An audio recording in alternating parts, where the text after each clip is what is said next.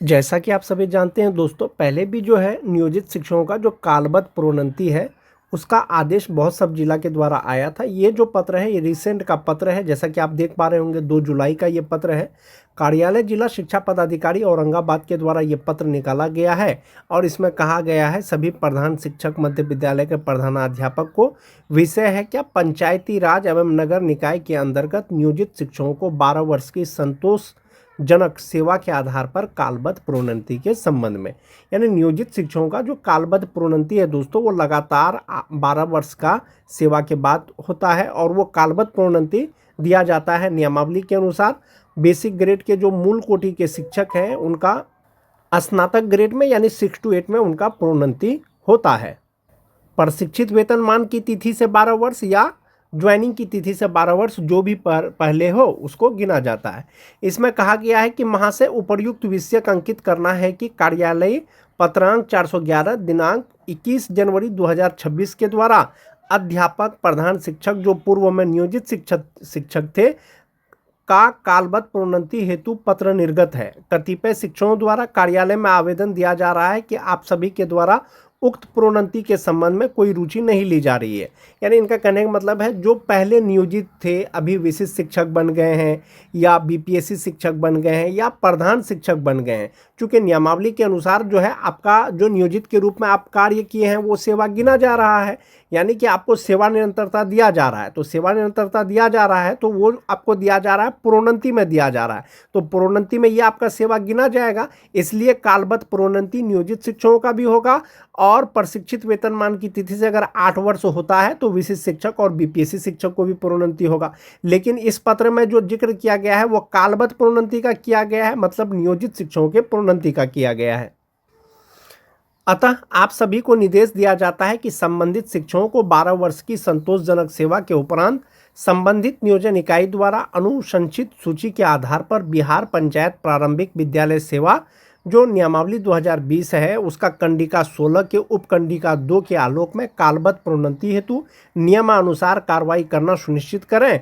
और ये जो है दोस्तों, जिला कार्यक्रम पदाधिकारी स्थापना औरंगाबाद के द्वारा ये पत्र निकाला गया था और ये पत्र निकाला गया था 2 जुलाई को। कुछ जिलों के द्वारा जो पत्र निकाला गया था दोस्तों प्रोन्नति का, और उसमें कुछ प्रोन्नति का जो है चार्ट भी दिया गया था। एक वो चीज़ देख लेते हैं दोस्तों। जहाँ तक बात नियोजित शिक्षकों का वेतन का है दोस्तों, जो उनको अभी मूल वेतन मिल रहा है या जो उनका पे मैट्रिक्स है, ये जो बना था ये 12 नवंबर 2021 को जो है एक आदेश आया था जिसमें नियोजित शिक्षकों से संबंधित पे मैट्रिक्स जारी किया गया था। ये जो आदेश है दोस्तों, बिहार सरकार शिक्षा विभाग बिहार पटना का जो ये आदेश था, इसमें ये स्पष्ट किया गया था कि नियोजित शिक्षकों का ग्रेड पे कितना होगा। जैसा कि आप देख पा रहे होंगे, इसमें कहा गया था कि विभाग या संकल्प संख्या 1530 दिनांक 11 अगस्त 2015 के तहत नियोजित प्राथमिक माध्यमिक उच्च माध्यमिक शिक्षक एवं पुस्तकालय अध्यक्षों को 5200 से 20,200 वेतनमान के साथ ग्रेड पे क्रमशः 2,000, 2,400, 2,800 रुपया स्वीकृत किया गया। यानी ये जो आदेश था इसमें कहा गया था कि जो प्राथमिक शिक्षक हैं प्राथमिक विद्यालय के यानी 1 to 5 के, उनका बेसिक पे 2,000 रुपया होगा। जो माध्यमिक शिक्षक हैं उनका 2,400 रुपया होगा, जबकि उच्च माध्यमिक जो है उनका 2,800 रुपया होगा। तो उसमें 6 to 8 नहीं था, तो 6 to 8 था, तो 6 to 8 का जो ग्रेड पे था वो माध्यमिक के बराबर था, यानी 2,400 रुपया उनका ग्रेड पे था। इसका निर्धारण हुआ था दोस्तों। इसके अनुसार जो नियोजित शिक्षकों का पे मैट्रिक्स था वो नियोजित शिक्षकों का यही पे मैट्रिक्स है दोस्तों। जो वर्तमान में नियुक्त शिक्षक हैं, नियोजित शिक्षक जिनकी बहाली अलग अलग साल में हुई थी, तो जो 2003-05 के शिक्षक हैं, इंडेक्स 15 के अनुसार उनका जो बेसिक पे होता है वो 32,290 रुपया होता है। जो नियोजित शिक्षक हैं 3-5 के, जो 6-7 के हैं इंडेक्स 14 के अनुसार 31,340 रुपया होता है। जो 9-10 के शिक्षक हैं दोस्तों 30,420 रुपया उनका मूल वेतन होता है। जो टीटी पास शिक्षक हैं उनका 27,820 रुपया उनका बेसिक पे होता है, यानी मूल वेतन होता है। इसी के आधार पर वर्तमान में जो है वेतन मिल रहा है।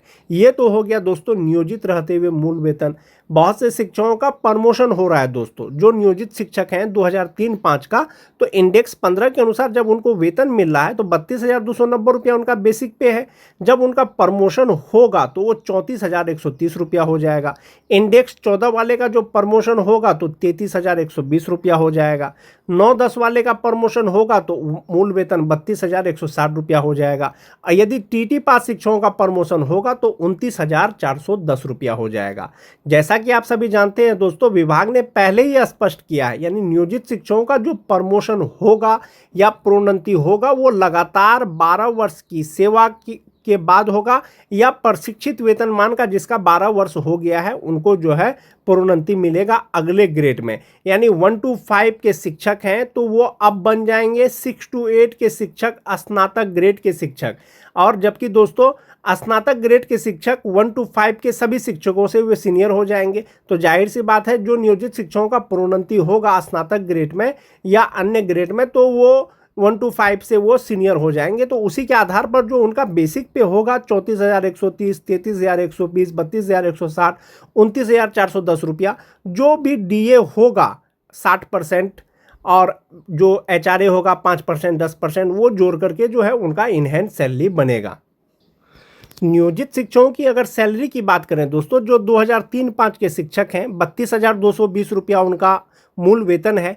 60% डीए 19,374 रुपया, 5% एचआरए 1,615 रुपया, 1,000 रुपया मेडिकल, ग्रॉस सैलरी 54,279 रुपया।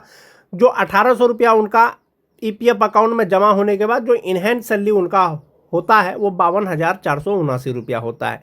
2006 की अगर शिक्षकों की बात करें तो इंडेक्स 14 के अनुसार उनका जो बेसिक पे होगा वो 31,340 रुपया होगा।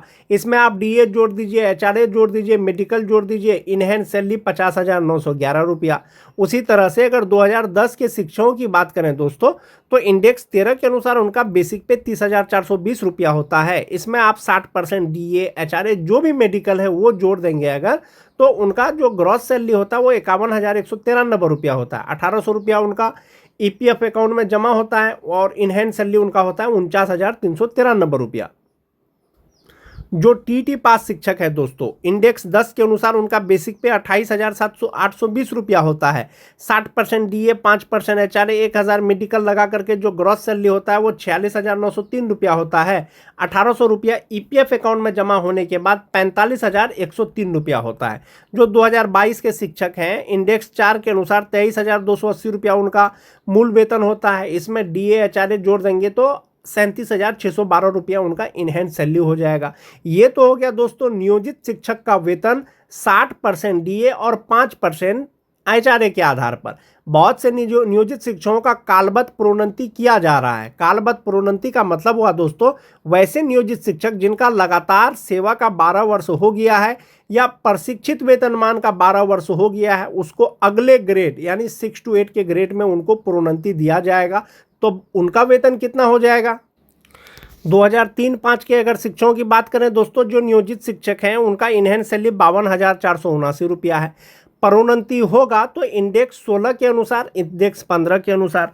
तो इंडेक्स जो होगा दोस्तों, इंडेक्स के अनुसार जो उनका बेसिक पे होगा वो 34,130 रुपया होगा और इसमें 60% डीए, एचआरए, मेडिकल लगा करके जो ग्रॉस सैलरी होगा वो 59,115 रुपया होगा और इनहेंस सैलरी उनका होगा 55,515 रुपया।